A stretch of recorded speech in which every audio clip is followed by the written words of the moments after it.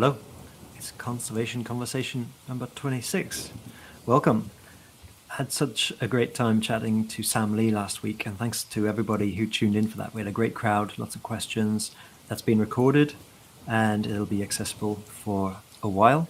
At some point, the Conservation Conversation archive gets made private only to the Stornoway fan club, so you have to be on our platform Hootenanny, and you have to have joined the fan club. That's an annual rolling membership, so just sign up once and you'll get access to the whole vault, the whole archive of all the conservation conversations, plus loads of other stuff, outtakes, lyrics, stories, videos, and voice notes from the band. Loads on offer there. So join the fan club. Oh, a great crowd already. Thanks everybody for joining. We've got Wild Wild Sky here, Nick Donovan, who's created an amazing app. I'd encourage everyone to go out and download that. And if you've not yet seen what you get Stornoway wise with the Wild Wild Sky app, it's kind of like Pokemon Go. So you go out into the countryside and you have to scan and walk around until you find the locations where we've hidden our music.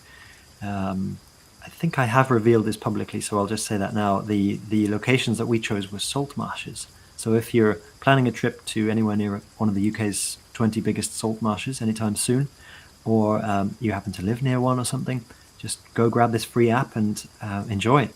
It's our way of freeing the battery human. And it does involve being on your phone, but it also involves going out to places that people don't tend to go usually. So enjoy. I got some news update before my guest for today joins. First of all, you would have heard 1 week ago, if you were in the fan club, the exclusive news that we then told everyone else a couple of days later. So the fan club always hears first on these things. We've announced that we're doing the Bonksy reissue. So our third studio album is now available to pre-order on fancy new vinyl and CD as well, but the artwork has been updated. The tracks, there's some bonus tracks in there. There's some extra special liner notes and commemorative thoughts from the band. So grab your copy of Bonksy. It'll be with you in December, is what I currently have from the label. Second piece of news is that Tree of the Year was announced. Congratulations to the Argyle Street Ash in Glasgow. It's one of the band's favourite trees because, as you know, we have this song Excelsior, which is all about ash trees and how they're fighting the good fight. They're coming back against the ash dieback. They've started to develop an immunity, which is very exciting for everyone at the Woodland Trust and who cares about trees in the UK.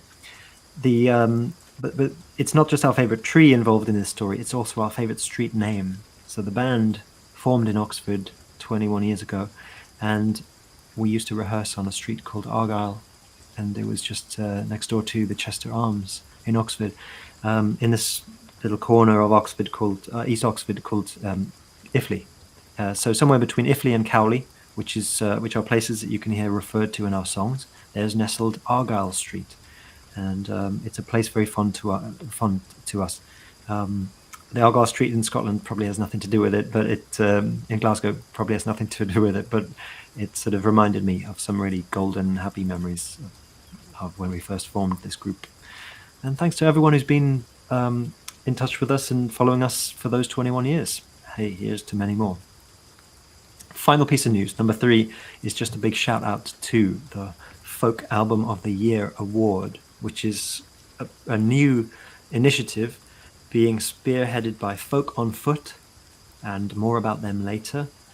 But you should sign up to Folk on Foot as a member as well. That's one of the most valuable bang for buck fan clubs around on the internet at the moment. It's with Folk on Foot in collaboration with Sound Roots, who are a really impressive folk music nurturing organization. Those two organizations are spearheading this Folk Album of the Year award. We're going to see who's up for that award in 2026, and please subscribe to their news and get involved. It's part of the whole traditional folk scene with Manchester Folk Festival, English Folk Expo, and everyone involved there that helped us set up this Conservation Conversation series. So we're following them and excited to see what the award brings.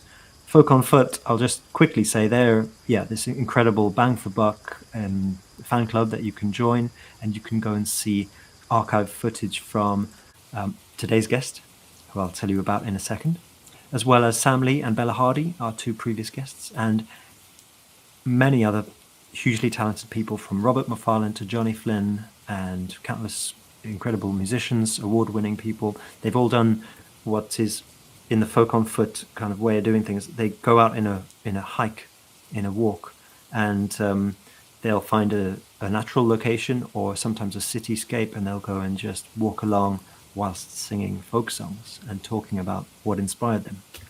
And Matthew Bannister is the interviewer. You recognize him from some of the big shows on the BBC over the decades. The result is just this magical, intimate conversation with a musician or two. So go sign up to Folk on Foot. Now, that's my news update, and I want to proceed to the next bit, which is to invite my guest into the room.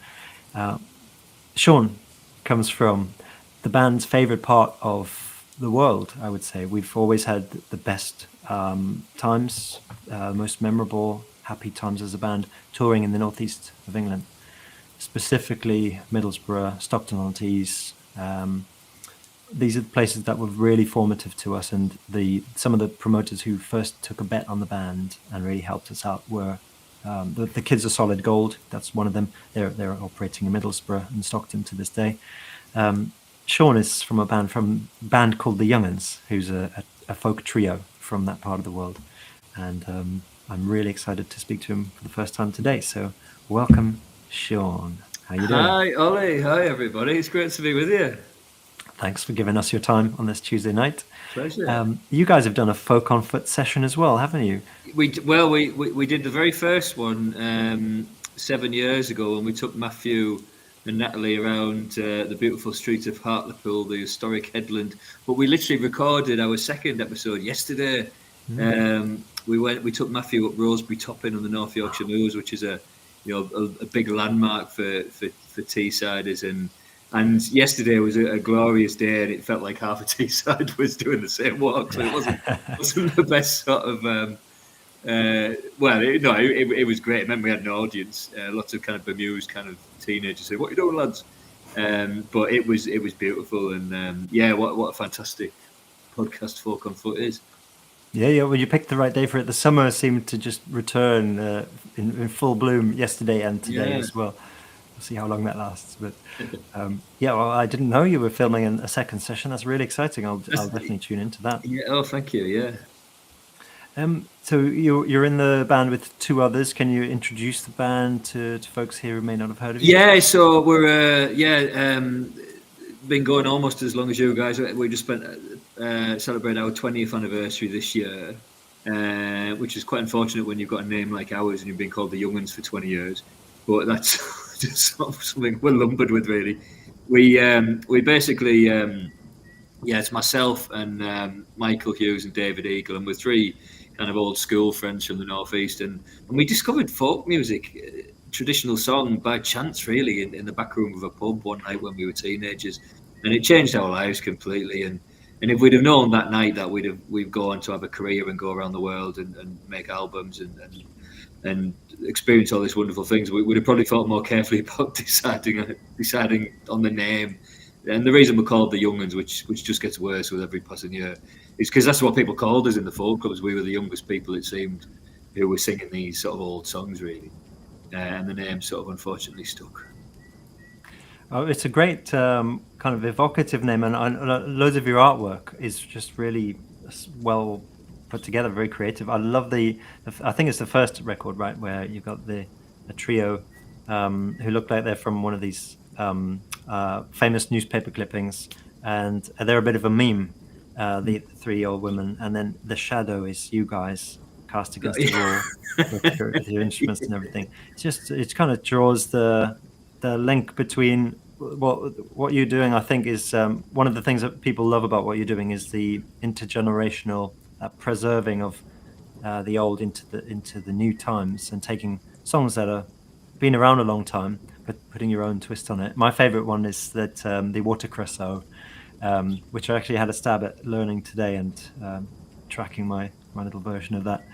but that's, I believe, on your first album as well, right? Yeah. I mean, what an amazing song. Yeah, we haven't sung it for years.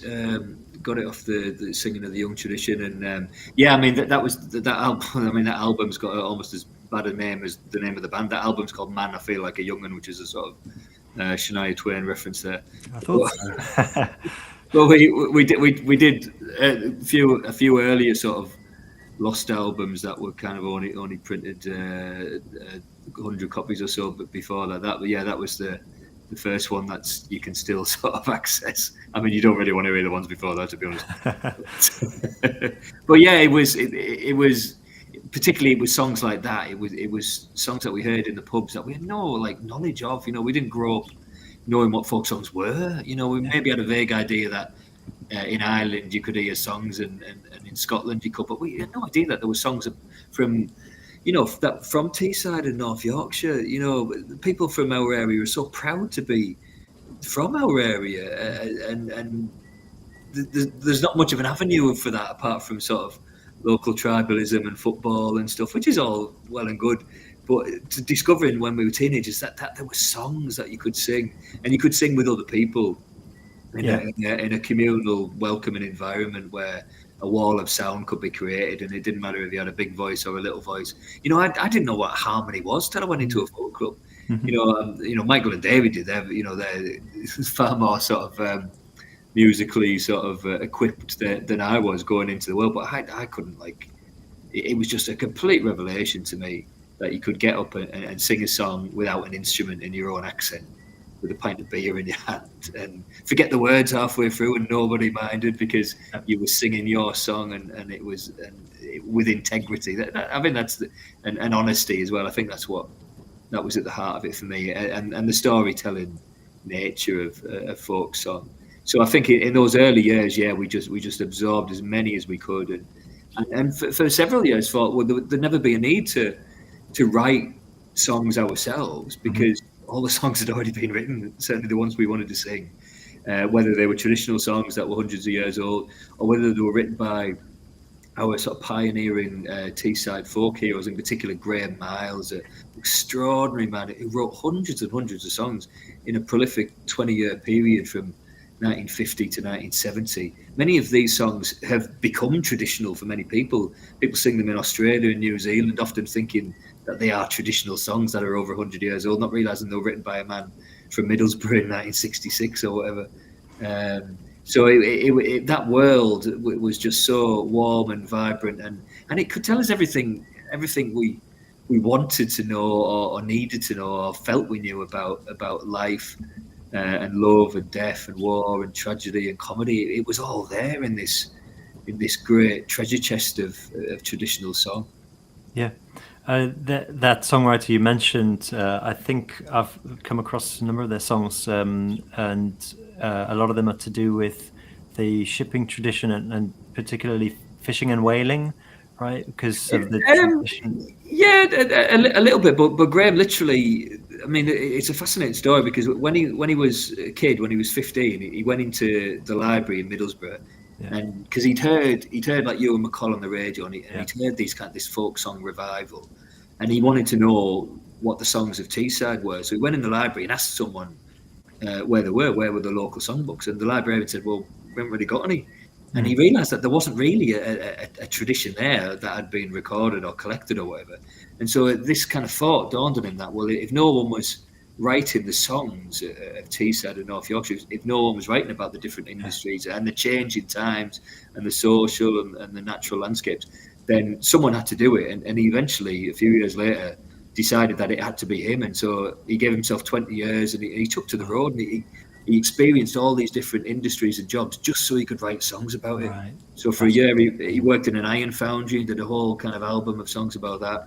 He worked on the North Yorkshire Moors as a warden in a hostel and met shepherds and ironstone miners and wrote about that. He worked on the River Tees itself and wrote about that. It's such an authentic, incredible thing that Graham did. Yeah.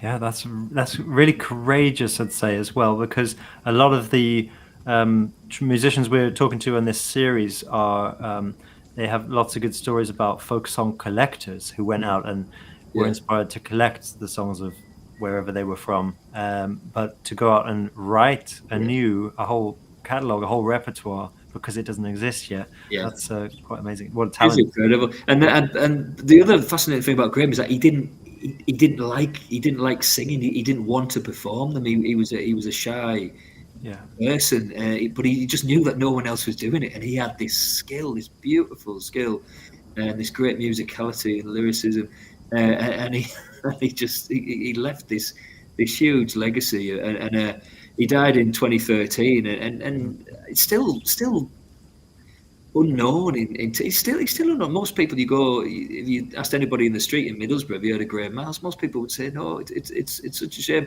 But if young people in Teesside today could hear these songs that espouse such great local pride, I think they'd really sort of hold them to the hearts. And there's actually Graham's first biography of Graham's just been published. really. It's called Shadows and Whispers by Ayla Mackenzie. That came out a couple of months ago, and it's absolutely fascinating. I'm going to grab a copy of that for sure. Graham Miles. Yeah, that's very exciting. I think one of the things you remind me of straight away is the time we played at the Hartlepool Tall Ships Festival. Must have been 2011 or 2012. Wow, no, way it back was when. it was 2010. Right? I didn't realise you guys were there. Right, Yeah. fantastic. Yeah. Yeah, really that was the biggest event in the history of Hartlepool up until that point. And people were planning for it for years. And on the headland, the old part of town, we had a kind of smaller sort of sister event going on, and it was just huge. It was enormous, and such a proud sort of moment for the town, really. And just maybe even early the same summer, but I think it must have been 1 or 2 years earlier, Middlesbrough Live. So Oh, right, the whole of Middlesbrough sort of was taken over by music, and there was music in every pub. And in this big field to one end. We just had the best time there as well. But is that not a regular occurrence these days? I'm not sure about Middlesbrough Live, but obviously the Hartlepool went on to sort of host the Tall Ships event a couple of years ago, and we played at that, and hopefully we'll get it again. Right. Yeah, I mean, Hartlepool get such a bad press from people. Even people who live there and people who live nearby give Hartlepool a kicking. But I lived in Hartlepool for 5 years, and we started a folk club on the headland, the old part, and it was Hartlepool, living by the sea, that really sort of inspired me to become a writer. Really, it was then that I first seriously considered it, and meeting. In the spirit of Graham, just meeting people in the pubs, meeting fishermen and hearing their stories and turning them into songs. Yeah. Oh, that's wonderful. Thanks, Sean. I want to give a quick shout out to some of our audience. So Bruno is tuning in from Germany. Special dedication here, and just saying that they're really enjoying the conservation conversations lately. So hi, Bruno. Thanks for showing us some love. Got Danny Boy 86, Lance Bananasa, and we've got Nick Gunner, Dave Gilman. Hey, Dave, really appreciate you giving your time here. And Anne is in from Name Again. Really good to see you, Anne, who's been following us for almost as long as anybody, really. Rachel Oates, really appreciate Rachel tuning in as well. Thanks. There's so many names, I can't read them all, but thanks everyone for being here. I'm going to move into our two main questions of the night. So Sean, these are about conservation. We've been talking about conservation in the music sense, and I think I'm going to stick with that. And then we'll come on to talk about conservation of nature and biodiversity as a second question. But in that conservation in the musical sense, this is what drives the whole relationship we have with traditional folk and Manchester Folk Festival particularly, which is happening in March, and everyone should go grab a ticket to that. It's about retrospective understanding of music somewhat. We're looking back to Graham in the 70s, or way back 1,000 years in some cases, to some of the oldest music that there is, stuff that stood the test of time. So I want to ask you, Sean, and maybe you want to say on behalf of the band, if you have something that you feel they would answer in the same way. What's a creative piece of art? It doesn't have to be music, it could be a live or recorded visual or anything, but that balances the old and the new. So it's balancing the urge to fan the flames of tradition with the need to innovate and do something different.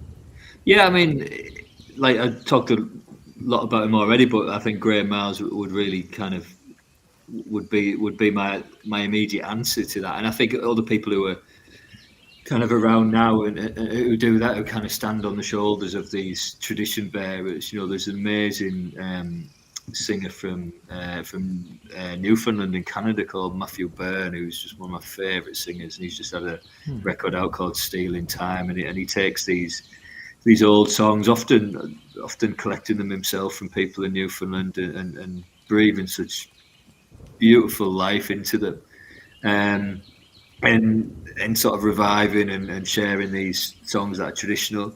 We've got another hero who's based in Canada, but he's born in Scotland. That's David Francie, who I've admired and been inspired by for over 20 years. And the way that he writes and takes stories from his kind of previous work in life. He was a builder for many years and a truck driver, and he used to just sort of muse as he was doing these huge drives across Canada, and when he had time he'd write notes down on whatever piece of paper he had to hand, and then years later was able to collaborate with people and put these into beautiful songs. And I think in my sort of writing, I've always got that sort of dichotomy of like that original thought that we had 20 years ago of, well, these are the traditional songs, these are the old ones. Is there space for the new? And it took me quite a while to sort of realize that, yeah, there was, but you have to be sort of grounded for so long and immersed for so long in that kind of world in order to have the confidence, I suppose, or the ability to then start making your own foundations, if that makes sense. Yeah, that's brilliant. Thank you. Yeah, I know. I only know a couple of songs from Newfoundland, but I know that outside of British folk tradition, that's where a lot of our of the UK's folk singers tend to look, is to Newfoundland specifically. It's like it's been one of the biggest exports of the songwriting instinct from Britain, and we seem to really resonate with the music that gets created there. Yeah. I think it's a good moment to celebrate the fact that you guys are so prolific with your learning of new songs from all over the place, but also just the number of records you've done. It kind of puts other artists to shame. You released stuff, in 07, 08, 10, 12, 14, an album in 15, 17, 19, and 23. So maybe you're working on another one as well, just to show off. But it's always really like heartwarming to see a band who can deliver at that pace. And is that something that you guys really enjoy, just being in the studio? No, not at all. I mean, I think, to be honest, our sort of singing is born out of the back rooms of pubs and folk clubs, and our stage performance is from that environment as well. So it's serious songs and funny stories and a really good laugh in between, which we've never sort of captured on a record. We've never done a live album. We always think, oh well, maybe, but what if there was someone in the audience with a massive cough, or what if one of the jokes didn't go down well, or so. And in those early days, it was kind of I don't know. It just felt like the accepted thing to do. Oh, you've got to have an album out. Oh, how are we going to fill it? Oh, we're singing that song. We're singing that song. And our first kind of handful of albums almost felt like a bit of a disparate collection of songs, really. And we weren't sort of confident enough or had embedded the songs in ourselves well enough to really belt them out and sing them as we would live. So we look back on the early albums, to be honest, and think, oh, we sing that so much better now. Or we probably sang it so much better then, but in a live sort of relaxed context. So, and I know Michael in particular just hates being in the studio, because it's so, I mean, for us, it's so hard, Yeah. And some of it takes so long. But people seem to have loved it, right? Because you keep getting the Radio 2 Folk Awards and like best group, best album, best live act. Oh, well. Oh, thank you. But yeah, so then there was a point where we got to around about 2016, and we thought, well, let's let's really think a bit more carefully about the next album. Let's make sure that every song is connected in some way. And that's when we came up with the idea of Strangers, and that was our first kind of serious attempt at writing songs like 21st century based songs, rather than writing about the 1930s and our kind of local area, rather than singing the traditional songs or the sea shanties that we still do live. Let's have an album completely of original songs with a theme and a power behind it, and also let's think a bit more seriously, and let's maybe invest a bit more money if we've got it into bringing some people in and getting some nice string arrangements where appropriate. So I think at that point, then we started to think, well, yeah, we should have taken this a bit more seriously early. We should have, I don't know. It seemed that it was what everyone was. If you're a band, you've got to have a CD and all that, and so yeah. But yeah, since then it's been a more sort of a more planned out affair. But do we enjoy the studio? Yeah, no. The answer's still no. Okay. Well, I want to give another shout out to members in the audience here. We've got W tuning in from San Francisco. It's great to see you. Richard McNeil, Lee Whitwood, Zachary Prubin. Thank you, everybody, for being here. The crowd gets bigger every week. So, yeah, thanks for showing it. I think just the way you respond to these questions, you really deliver. And I think this is why people stay tuned. They hear a lot of rich, nuanced, kind of considered thought from our guests. Last week's one with Sam Lee, who isn't actually playing the festival in March, but he's got an earlier one that's 10th of October, so just under a month away. He gave some really good responses as well, and I would encourage everyone to go check out that interview from last week and grab tickets to his show. I'm going to move to the next question. So Sean, this is the big one about, and it's like a handbrake turn from music now into conservation, because this is something that's very close to Stornoway's hearts. We know that not everyone places like the biodiversity and the climate initiative like at the top of their agenda, but for us, it's pretty much informs every word of songwriting that Brian does. It's in our lyrics, and so I've asked a few different people this question, and it gets different responses because not everyone, again, sort of spends much time in nature. We had a band saying that actually their favorite space physically is the studio. So, and they don't need to go outside to get much inspiration. So, I'm sure you'll be somewhere in this spectrum of responses. But the question is conservation in that environmental sense now.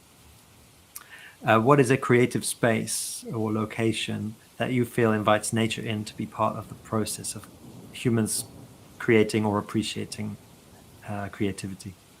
From a sort of personal experience of me doing that. Yeah. I mean, I'm fortunate to live quite far from home. I live in Sheffield. I live on the south side of Sheffield, and within less than 10 minutes walk, I'm in Ecclesall Woods, ancient woodland, and I go there at least 4 times a week with the dog. And many of my sort of more recent songs have kind of germinated or worked themselves out there. I find, you talked about the studio being the happy space. I think my happy space is the stage, but I think really it's the writing and it's those beautiful moments where something kind of clicks and you think, oh, you've moved yourself sort of so fundamentally, emotionally. It's such a precious thing to, creativity, to experience it just yourself. I remember, I think like something like Alan Bennett said about what was the best thing about being a writer, and it's literally writing. It's the art of the thought that comes out of your mind and reaches your heart. Anyway, so if I'm at home here and writing and I'm loving diving deeply into research, and many of my songs take months and months to kind of be formed. Partly because I don't want to miss anything. I don't want to, especially when you're writing about real people and real stories. I want to know everything that's happened to that person and read it as much as I can. But then it's very often, and then I hit a kind of wall, and I'm just thinking, what am I doing? But But then more often than not, I find myself just going to the woods, thinking I'm going for a break, but I'm actually it's not. I'm actually going to finish the song. And often when I'm walking through the woods, suddenly something clicks or a new idea is formed. So I think for me, the creating in nature is something that I didn't really appreciate at first, but I've certainly experienced it. And not too far away from Ecclesall Woods is you're right in the Peak District, and I go to the peaks quite a lot, particularly the Longshore Estate, which was sort of gifted to the people of Sheffield over 100 years ago, and very often there I can sort of let ideas sort of form and percolate, and in terms of actually being in nature as performing, it's not something we've done too much, really. I mean, I remember we had a lovely gig at the Thorrington, Suffolk. I don't know if you played there. There's lovely sort of woodland, open air, wooden theatre, and we played there a couple of years ago with our friends Becky and John, who run the Folk East Festival. They arranged it. We actually do for 10 years. We've done sort of residential singing weekends, different parts of the country. And part of that involves a walk in nature. It's a strange one, really, because I can imagine I've never attended one of Sam Lee's sort of nature walks or singing with the nightingales, but I imagine it's so beautiful. And imagine last week he was talking so passionately and eloquently about it, whereas we're kind of very much kind of townies who struggle to describe the sort of the impact that nature has had on our work, really. But certainly for me as a writer, it's been a key part of the process. I remember we did a lockdown sort of TV program 5 years ago. And we interviewed lots of people that we'd met over the years. And we managed to track down a guy called Andrew McCrory Shand, who we'd met randomly one night in a pub. And we always remembered him because he was the one he wrote the music to the Teletubbies. And we sort of did this interview with him. But he was saying how he wrote he described like how he wrote the Teletubbies melody, walking through a woodland with his baby on his chest for all day until he finally got the da da da da da. And it was just such a beautiful thing how he just even though something like that obviously people think is so sort of corny and it's so well known, but for him it's just that going back to Alan Bennett and the pen, it's just him in the woods with his kid. Yeah. It's such a beautiful thing. And I bet he probably made a healthy amount of money out of that tune, and then every time he hears it, hopefully he's taken back to this really precious memory. That's great. I'll have to go watch an episode of the Teletubbies after this then. Just remind myself. Quick shout out to some of our amazing audience. We've got loads of participation here. I want to say a big love to Soph Smith and Sam Manning.